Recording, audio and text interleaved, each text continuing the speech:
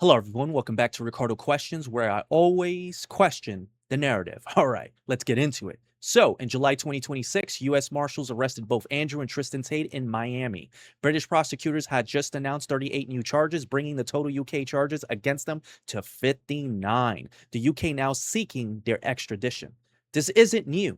The legal pressure on the Tates have been building for years, from the 2015 UK allegations to the Romanian investigation that started in 2022, the formal charges in 2023, and now this. So, the question a lot of people are asking is, why them? Why now? Because when you look at the actual scale of sex trafficking, the porn industry, the grooming scandals in the UK, and even Jeffrey Epstein, well, these are things that the mainstream media has spent years either ignoring or barely scratching the surface of. So this intense focus on these two online influencers start to look very selective. This makes me think that they might be trying to make an example out of these two very loud, very influential men in order to send a clear message to young men everywhere, which is step out of line, challenge the system, and this is what happens to you. So in this video, we're going to examine whether this intense focus on the Tates is really about the law or about control. Let's get into it. The money laundering aspects of like the charges that are against the Tates have a lot to do with the fact that they were in bed with the the Romanian mafia and laundering money for who? Was it the Ukraine or was it Russia? Like who is the Romanian mafia laundering money for through their casinos? And Lord knows I've worked in casinos long enough to know that, especially here in Vegas and in Reno, you have to be very, very careful about those kinds of charges, because the number one most easiest way to launder money, if you've ever watched Ozark, is through casinos. So yeah, I was a little like, I thought it was later on anyways. I didn't realize how much of a coincidence it was that they started trying to establish residency in Dubai, which is a non-extradition country, in February, almost like the week of the invasion of the Ukraine. Right. So, and then you also remember that the first time they got raided, it was actually, I remember it was on my daughter's birthday. It was on April 22nd, 2022. And that was, they didn't get picked up. They didn't get arrested then. That's when they came in and like tossed their house, right, to see what they had. They didn't arrest them then. They did another check back in August after they lost all of their payment processors for what Tate was doing back then. And then they picked them up which I don't think is a coincidence. DICO ends up arresting them on December 29th, 2022. 2 days before, because this is the conspiracy theory. I don't have any proof of this, whatever, but the idea is that if they had waited until January 1st, 2023, then they're now Dubai residents. And they can't extradite them from Dubai because it is a non-extradition country. How do you expedite that residency? Convert to Islam. Line up there, yeah. Yeah, it's starting to make a lot of sense. Rollo raised a point here that most people skip over, which is the money laundering side of it, right? The money laundering side of the Tate case. He says the brothers had ties to the Romanian mafia and casinos, and the casinos are one of the easiest places to clean dirty money. Then he walks through sort of this timeline where in early 2022, the Tates start trying to get residency in Dubai, a country that doesn't extradite easily.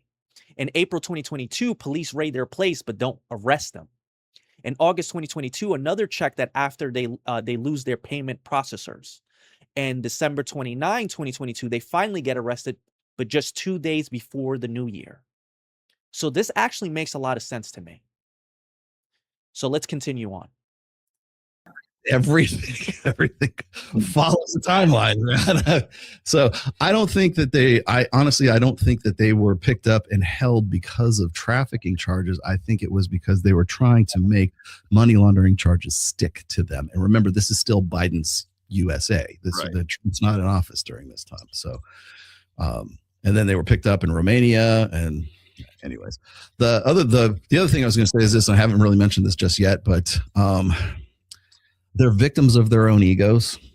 Like, what on earth why are you in Miami watching some fight that's probably Aiden Ross's fight again? Why are you here? Do you think that do you think that you guys are invincible? You're Yeah, I agree with that. Definitely, I agree with that. I found that a bit a little suspicious as well too. A little, what the hell they're doing in Miami.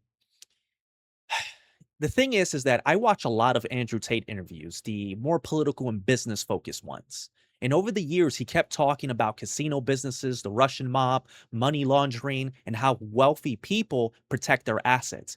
He was very specific, suspiciously specific about how money moved and how these systems worked. And listening to him say those things makes, Rollo's theory a lot harder to dismiss, to be honest. It feels like Tate either got comfortable talking about it or he thought he was too protected to ever get caught. Now, I want to dive deep into Andrew Tate's worldview. And Andrew Tate's worldview is that he tells men that the system is rigged against them. He talks about the working class man being trapped, money being artificial, society being a matrix, and the average person is living in a system designed to keep them obedient and dependent. And there's some truth to this for sure. I won't disregard that. And he also repeatedly promotes the idea of becoming difficult to control. Having multiple sources of income, multiple options, multiple jurisdictions, and positioning yourself so that no single institution or government has complete leverage over you. So at its most reasonable, you can call that independence and self-preservation. But taken too far, the same mentality can become a justification for bending the rules whenever those rules interfere with your ability to stay wealthy, powerful, or free. That's why I don't think Tate has to be completely innocent or some cartoon villain here. Both things can be true. He can point out real problems within the system while also becoming so convinced that the system is corrupt that he starts using that belief to justify some of his own questionable behavior.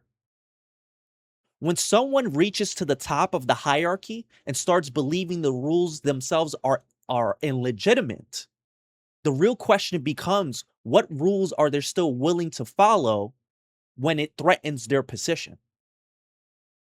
It's just a thought. So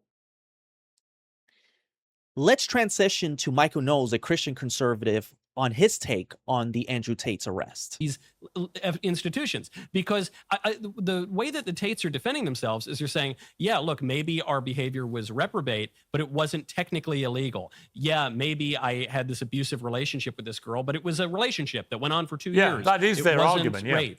Yeah, that is their argument. And so you can take that to the political level, which is all of the attacks on the Tates are that they're pornographers. Okay, I hate pornography. I agree. I think we should ban it. But it is I think legal. we should prosecute pornographers. But yeah, looking at pornography as an industry, the Tates are small potatoes. Why aren't they going after the big guys who are actually playing in pornography? If you're talking about trafficking, yeah, trafficking is really bad. They may have trafficked girls.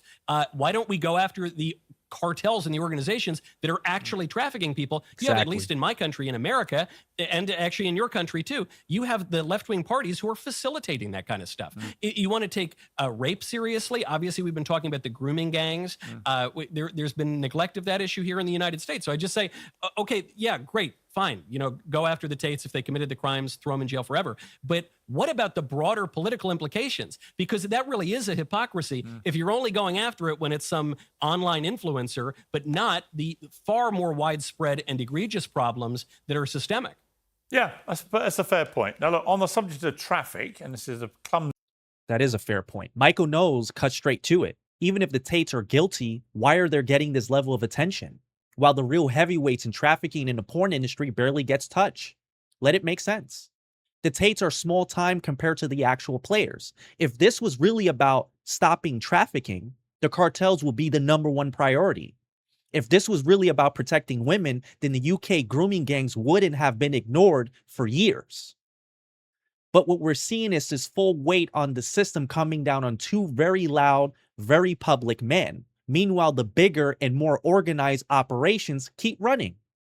This is not equal justice. This is selective enforcement. And selective enforcement usually has a purpose. Now, I'm going to be honest here. Prostitution is one of the oldest professions in human history, and it's not going anywhere anytime soon. That's just the truth. That's just the truth. And right now, sex work is clearly on the rise in America. More young women are going on OnlyFans. Now, not all of them are doing extreme content, but the overall trend is real. And it does have downstream effects on relationships, marriage, and even the birth rates. My real issue with sex and companionship is when it becomes purely transactional. And when everything turns into a transaction, well, it creates tension between men and women. And men start seeing women mainly as sex objects, and women start seeing men mainly as success objects. And both sides end up using each other, and resentment builds. It's unfortunate for sure. And also, a lot of people today simply just don't understand the opposite sex, and that makes real companionship harder to find.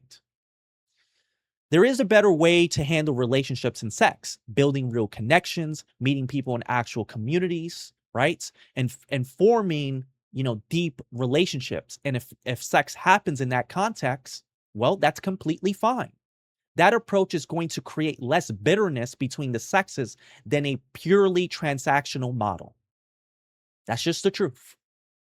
Now, let's look at the cultural side of this from Dave Smith and Andrew Wilson. Dave Smith makes an important point on the rise of Andrew Tate that wasn't random. It was an overcorrection. And let's take a look at that clip.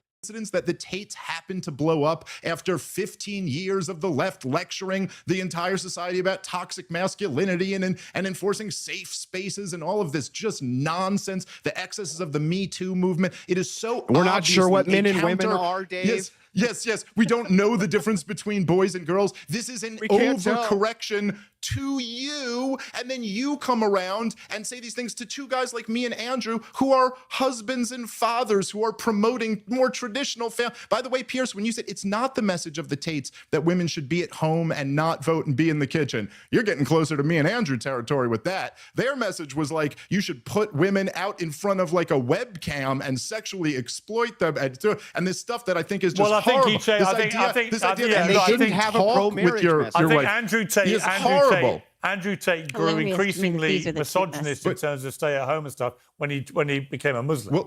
Right. Well, so I think maybe, but can I just make the most important point? I believe that we didn't touch on here, right? Is that all of this? So I don't like any of that pimp shit. I hate it. I believe in pushing like a family message. I think that's where you find true happiness and meaning for both men and women, and it's better for children and it's better for society. That being said, none of that matters right now. These are American citizens who are being charged with a crime, and all that matters is specifically what's going on here. And I got to say, Pierce, without knowing the details of the crime at all, I will say from my perspective as an American, I'm humble that I don't know that much about your country. What I've been reading about you guys, I feel pretty nervous about extraditing Americans to your judicial system right now, dude. It has shown so much corruption and so much, quite frankly, political and bias over the years that I think a lot of people rightfully do go, is this really about the crime that they committed, or is this about some type of political agenda? By the way, a long philosophical conversation that Andrew would be better to break down than me is that, by the way, Andrew, from the liberal worldview,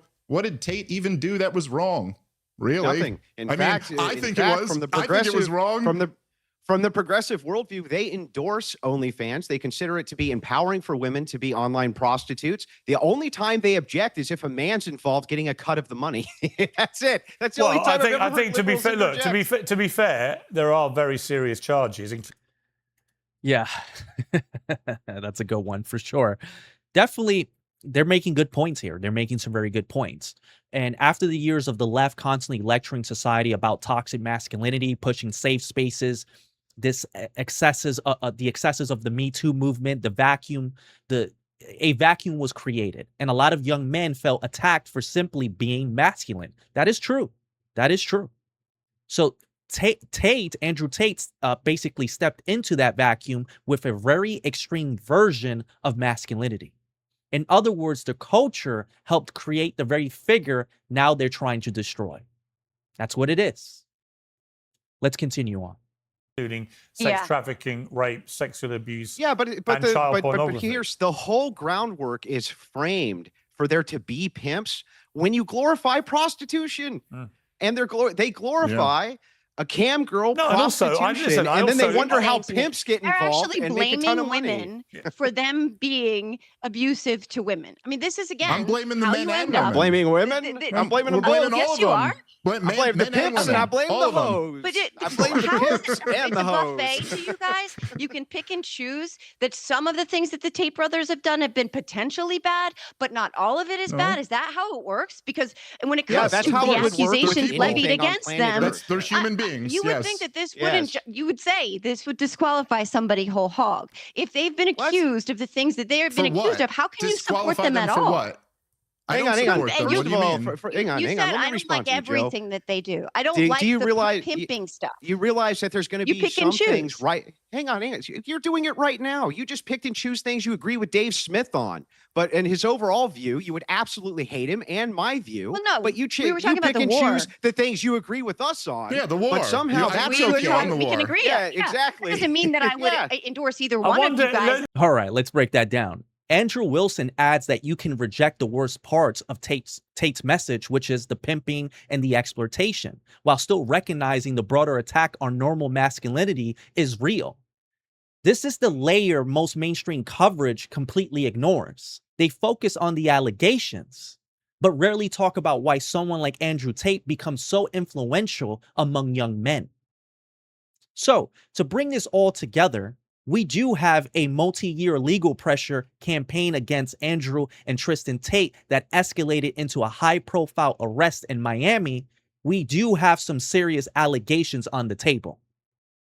But also at the same time, we do have some real questions about timing, money laundering, selective enforcement, and cultural double standards. I'll leave you with this. Question everything. Question the red pill influencers who defend Tate no matter what. Question the Christian conservatives who are quick to throw him under the bus to promote their own worldview. Question the feminists who use him as a convenient example to push negative generalization about all men. Also question the mainstream media that suddenly becomes obsessed with trafficking with only when Tate brothers are involved, but stays relatively quiet when it comes to the grooming gangs, Jeffrey Epstein, and the Mexican cartels. And also question when people with the most power suddenly becomes very interested in one particular target, while much larger problems remain barely touched. That's all for today. Thank you for watching the video. Always stay questioning. Take care, and good luck out there.